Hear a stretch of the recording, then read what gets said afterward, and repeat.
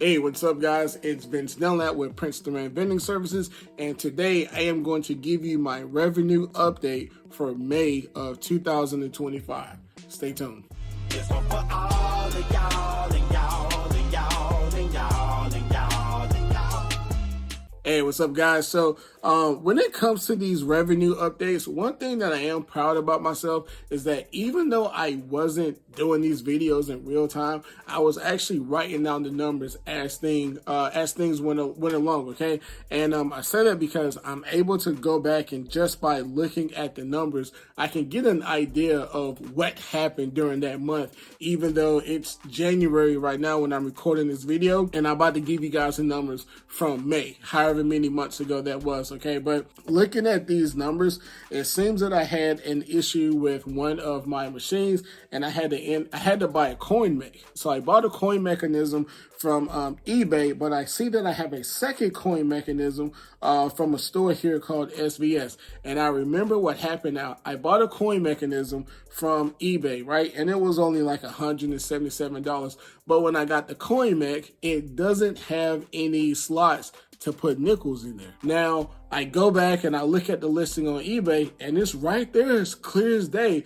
It did not have a slot for nickels on it. So I didn't even try to get a refund and everything. I just told myself, hey, just an oversight. So I ended up having to go to a distributor here local in Charlotte, and they actually hooked me up. I paid like $90 for it, and then they did not sell they only gave me like a piece of it. I can't remember how, and then they went on ahead and they programmed it for me too. So they really looked out for me. But I ended up having to buy two coin mechs in May of 2025, and I also ended up having to rent a truck, and I had to make some repairs as well. So yeah, we'll get into that, all right? So just like with every revenue update, I always start with my fixed costs, okay? So QuickBooks, Google, Next Insurance, Progressive Insurance, and the Department of Revenue here in North Carolina, which is my sales and use tax, okay?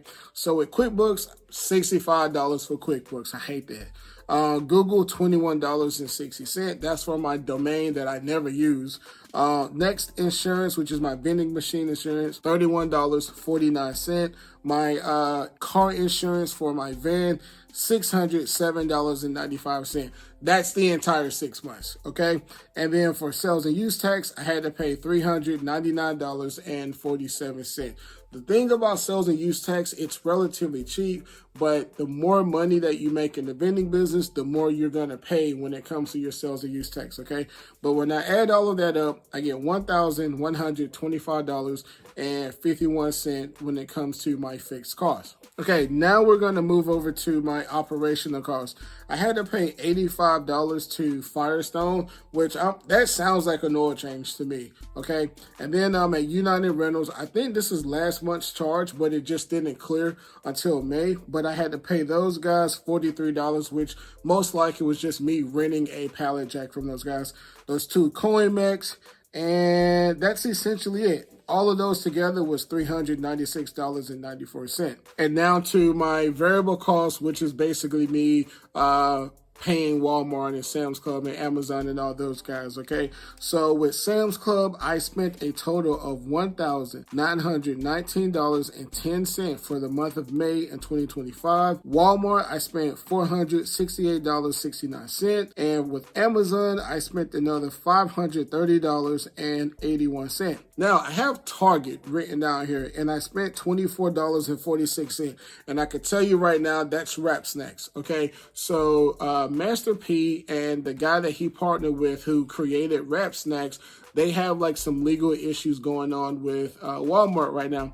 And Sam's Club is owned by Walmart, for those of you who didn't know. And because of that, Sam's Club no longer sells Wrap Snacks, but Target sells Wrap Snacks. And I actually have to buy them at a higher price at Target, but there's a demand for them, and that's where their $24.46 comes from. Okay, that's literally just 2 boxes of Wrap Snacks with those guys, all right? But when I add up all of my variable costs, I get $2,900 $143.06. And now for the good stuff, okay? How much did I actually make? All right, so what I'm gonna do, I'm gonna try and go from the least amount to the, no, I'm not. I'm just gonna go in order that I have it written down, okay?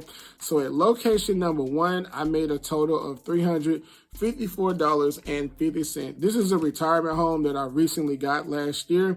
And then my second location, I made a total of $1,224.55. My third location, I made another $1,050.45. Location number 4, I made $1,298.35. Location number 5, I made $1,921.35. Now this sixth location, I've had this location before. I believe I'd have to go back and look, but this is probably why I had the United Rentals in there. But I made a total of $232.85. I remember when I had to move those machines, okay? Now, once I add up all of the revenue, I get a grand total of $6,082.05 for the month of May in 2025. And that was probably my best month up to that point, making $6,000 there, okay? And I didn't say this in the beginning, but at the beginning of May in 2025, my starting net operating income, I was in the red, $26,301.03, okay? Now, when I take that number and I subtract the revenue that I made of $6,082, but then I add in the fixed cost of $1,100, the variable cost of almost $3,000, I end up with a net operating income of $24,684.49. So for the month of May, I actually moved into the green direction, or the black direction, so to speak, by $1,618.54. That's how much in the black that I was for the month of May. But I'm still in the hole, almost $25,000. So stay tuned for the next video, all right? This one for all of y'all.